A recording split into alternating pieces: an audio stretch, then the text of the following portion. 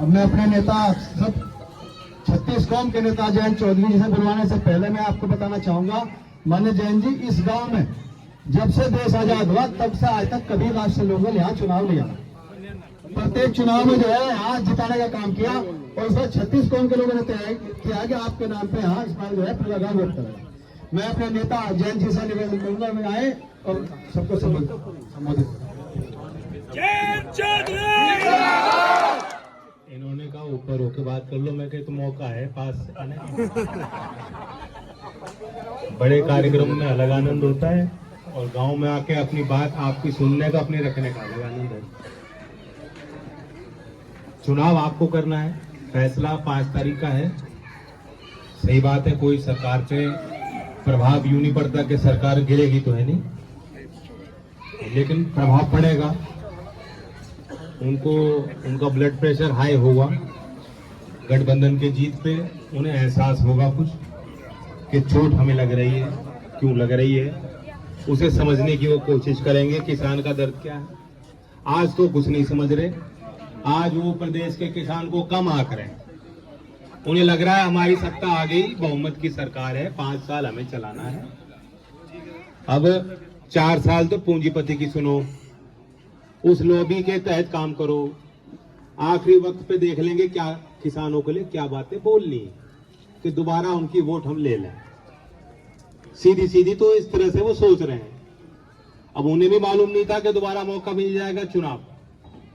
और षड्यंत्र भी बड़ा है, क्योंकि नॉर्थ इंडिया में जहां जहां बीजेपी की सरकार आ जाए, मैं एसएपी की बात कर रहा हूं, गन्ने के प्रदेश द्वारा निर्धारित मूल्य, अभी तक ना हरियाणा ने, ना उत्तराखंड ने और ना ही उत्तर प्रदेश ने गन्ने का भाव घोषित नहीं किया। अब इसके क्या मायने हैं, क्या षड्यंत्र है, इसके पीछे क्या सोच है और कौन सी लोबी काम कर सकती है, आप सब बुद्धिजीवी हो, खुद समझ सकते हो। लेकिन ये बात तो साबित हुई ना कि या तो किसान की वकालत कर रहे लोग वहां कमजोर हैं, या उनकी कुछ संख्या कम है, या जो लोग सत्ता में बैठे हैं वो ही हमें कम आंक रहे हैं। कारण जो भी हो, सच्चाई कड़वा सच है। आज आपकी कहीं सरकार में कोई पहुंच नहीं, कोई सुनवाई नहीं, कोई आपको सीरियसली भी नहीं ले रहा। तो ये तो आपको विशेष मौका मिला है। और मुजफ्फरनगर का एक चलन है, मुजफ्फरनगर की एक परंपरा है, या हम किसी से कुछ मांगते तो कम होंगे लेकिन लेना जानते हैं। आज 20 नवंबर है, 19 नवंबर पिछले वर्ष आपने कुछ लिया और वो हासिल किया संघर्ष करके। बहुत तपस्या की किसानों ने, और एक शक्तिशाली सरकार जो शुरुआत में ये दावे कर रही थी कि ये तो चंद किसान है, या ये तो किसान है ही नहीं, ये तो एक व्यापारी की लॉबी है, या ये वहां बाहर से कनाडा से पैसा लेते आ रहे हैं, खालिस्तानी लोग हैं, ये असल मूल किसान का प्रतिनिधित्व नहीं करते। हम कानून लाए, उससे बहुत लाभ किसानों को होगा। तरह तरह के बयान हैं, मुझे दोहराने की जरूरत नहीं, बच्चे बच्चे को मालूम है। वो बात हमें चुभी, आपको चुभी, आप निकले, आपने कहा नहीं ये तो आर्य पार की लड़ाई, अस्तित्व की लड़ाई है, हमें साथ देना है, और आपने साथ दिया। और आखिरकार एक शक्तिशाली सरकार जो यही सोच रही थी कि हम कुछ ही कर लेंगे, उसे पीछे हटना पड़ा। तो आज वो सरकार जो लखनऊ में बैठी है, जो सोचती है गन्ने का भाव कोई बढ़ाने की जरूरत नहीं, अभी घोषित भी मत करो। आने वाली 5 तारीख में जब मदन भैया विजेता होके वहां विधानसभा की तरफ कूच करेंगे, तो यही सरकार गन्ने का भाव बढ़ाने को मजबूर हो जाएगी।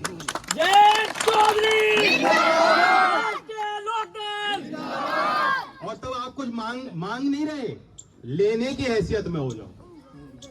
आज तो कोई मांगने वाला भी नहीं। 255 विधायक में भारतीय जनता पार्टी के एक विधायक से आप पूछ लो कि कभी मुख्यमंत्री के कार्यालय में जाके खटखटा के आपने पूछा कि देरी क्यों हो रही है। पिछले वर्ष 26 सितंबर को रेट घोषित हो गए थे, 20 दिन से तो मिल चल रही है। मुझे पर्ची दिखाइए किसानों ने क्या लिख रहा है, 0। क्या रेट छपेगा उस पर जब कोई रेट ही नहीं। और जब रेट ही नहीं है तो क्या हिसाब, किसान बैठ के कभी हिसाब नहीं लगाता कितनी लागत है, कितना खर्चा बढ़ गया। आप हिसाब लगाने की आपकी कोई स्थिति नहीं है, कोई चारा ही नहीं, क्या हिसाब लगाओगे, मजबूरी है। अगली पीढ़ी भी मजबूरी कर रही है। और उनकी मजबूरी देखिए, जो अगली पीढ़ी, अगर आप सर्वेक्षण करेंगे किसान के घरों में, किसान के परिवारों में, वे खेती नहीं करना चाहते, लेकिन क्या करेंगे वो? एक नौकरी थी जिसको लेकर बड़ी उम्मीद के साथ गांव के हमारे बालक जो 6 फुट के हैं, जो दौड़ लगाते हैं, जो कूद लगाते हैं बड़ी लंबी लंबी, जिनके अंदर शारीरिक क्षमता है, गुण है, जो जिस नौकरी की तरफ वो निगाह रखते थे कि वो हमारी नौकरी है, हमारे परिवार में हमारे पूर्वज रहे, उस युद्ध में रहे, उन्होंने, उनको ये सेना का सम्मान मिला, और हम भी चाहते हैं देश का गौरव, हम उसको भावना को समझते हैं, उस भावना के साथ जुड़ना चाहते हैं। वे नौकरी छीन ली कि नहीं छीन ली? 4 साल की अस्थायी नौकरी से किसको लाभ है? एक नौजवान को मुझे बता दो जिसको लाभ मिलता हो।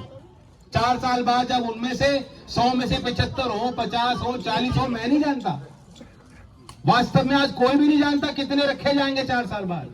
यह भी हो सकता है कि 4 साल बाद 100 के 100 को कह दिया जाए कि तुम्हारी नौकरी नहीं, तुम्हारी नौकरी खत्म, तुम्हारी ट्रेनिंग यहीं समाप्त, लौट जाओ अपने गांव। क्या होगा? क्या क्या स्थिति बनेगी जब वो लौटेंगे बेरोजगार? आर्मी के 6 महीने की उनको प्रशिक्षण मिल गया, बड़े सपने उन्होंने देख लिए, क्या करेंगे वो बच्चे? तो इसलिए ये जो फैसला है, ये प्रभाव इसलिए डालेगा कि जब चुनाव का विश्लेषण होगा तो ये विश्लेषण होना चाहिए कि इस गन्ना बेल्ट में किसान सरकार से बेहद नाराज हैं। नौजवान अग्निपथ, अग्निवीर योजना को फ्लॉप योजना मानते हैं, और इसलिए लोक दल के विधायक को, गठबंधन के विधायक को जिताने का काम इस क्षेत्र ने किया।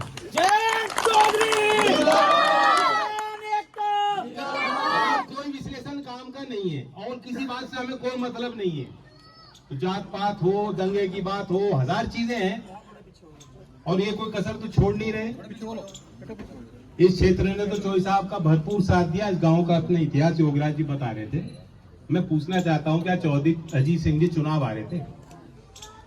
और चुनाव हार जीत से उन पे कोई फर्क पड़ा था इस बात का? आपके दिल में उनके प्रति कोई सम्मान और प्रेम में कोई कमी आई?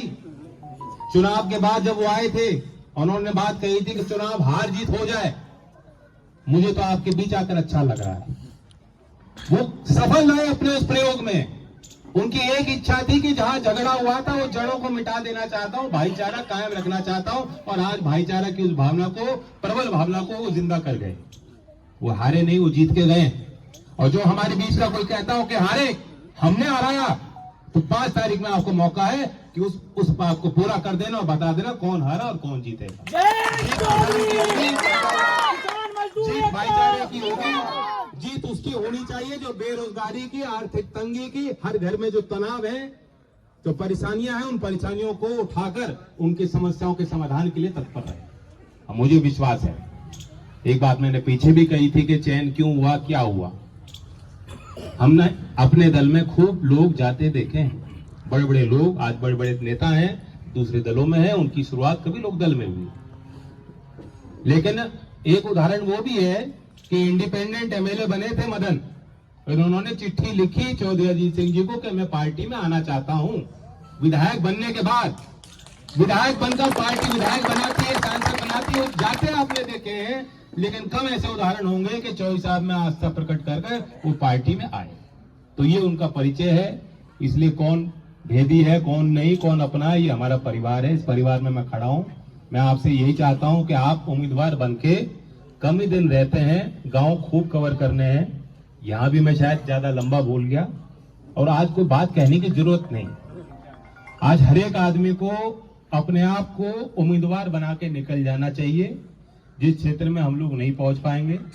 और दूसरे जिलों से भी, जनपद से भी कोई लोग आ रहे हैं, मुजफ्फरनगर के अलग कॉन्स्टिट्यूएंसी के भी लोग यहाँ प्रयास कर रहे हैं। मैं आप सबको भी कहता हूं कि मुझे चेहरा दिखाकर कुछ मिलने वाला नहीं। बूथ अपने बांध लीजिए, उन बूथ पे परिणाम पिछले चुनाव में क्या था। वे लोग जो पिछले चुनाव में वोट हमें देना चाह रहे थे, नहीं दे पाए गठबंधन को, कहीं और वोट दे दी होंगी। इस बार उस वोट को आप कितना लोकदल के चुनाव चिन्ह में गठबंधन के साथ तब्दील करते हो, यही आपके आगे के रास्ते को तय करेगा। कार्यकर्ताओं को भी कहना चाहता हूं कि प्यार के साथ हाथ जोड़कर लोगों से विनती करें और प्रेम के भाव को बढ़ाएं। धन्यवाद। जय हिंद।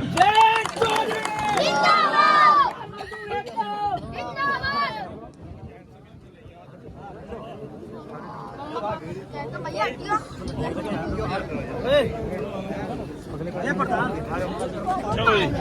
ਚਲੋ ਜੀ।